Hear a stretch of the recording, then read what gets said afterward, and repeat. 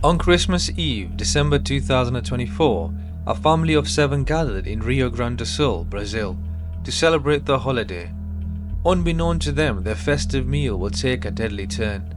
Shortly after eating a traditional Brazilian Christmas fruitcake, 6 of the 7 family members became violently ill. Despite being rushed to hospital, Tatiana Silva dos Anjos, Maida Flores da Silva, and Deise Silva dos Anjos did not survive. Deise died from a shock due to poisoning, while Tatiana and Maida suffered fatal heart attacks on the same day.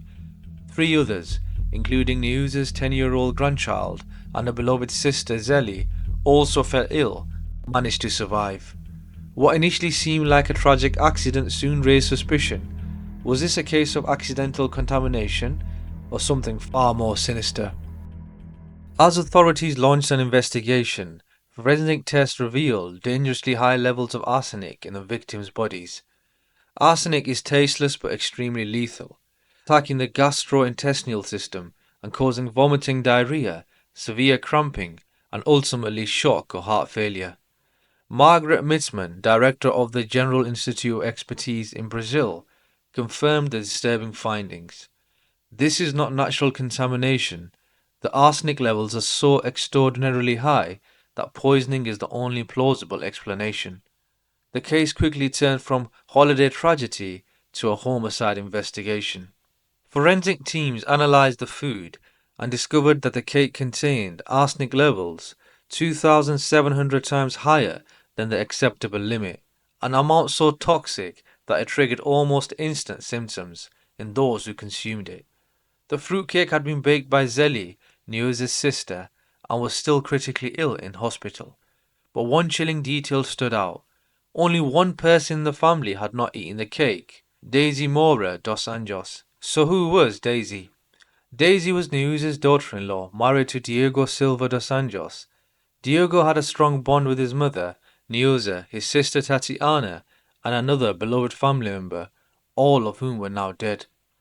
Despite maintaining her innocence and insisting she would never harm her loved ones, survivors of the poisoning narrated a different story, that while Zeli baked the cake, Deise insisted they eat it. To add to this, Daisy's shifting statements to the police also cast doubts on her claims. Investigators soon uncovered deep-seated family conflicts, hinting at financial and personal motives. Additionally, forensic teams discovered that Deise had been researching terms indirectly related to arsenic on Google in the days leading up to the tragedy. As evidence mounted, authorities arrested Deise in January 2025 on charges of triple homicide and attempted murder. Attorney Cassius Pontes told Brazilian media that the charges were circumstantial.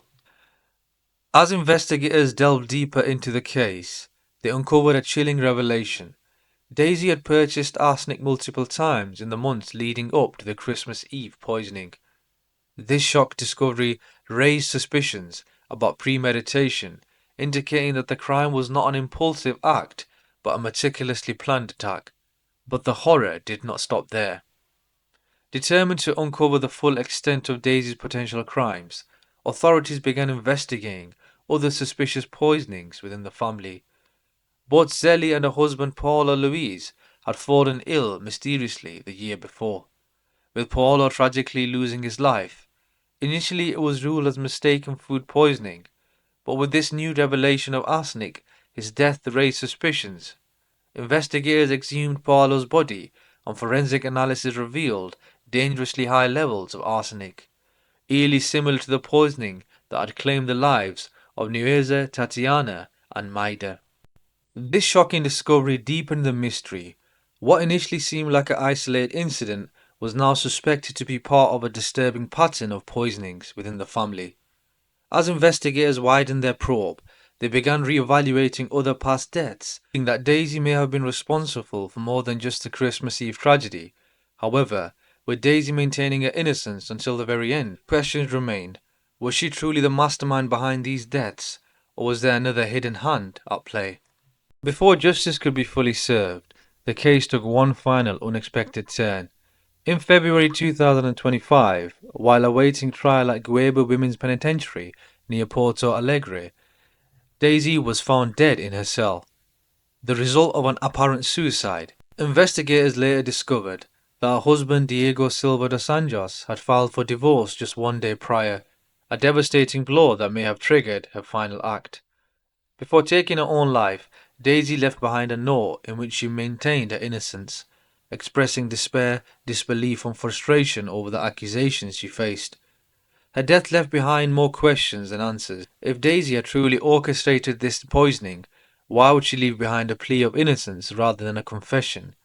Could she have been telling the truth all along?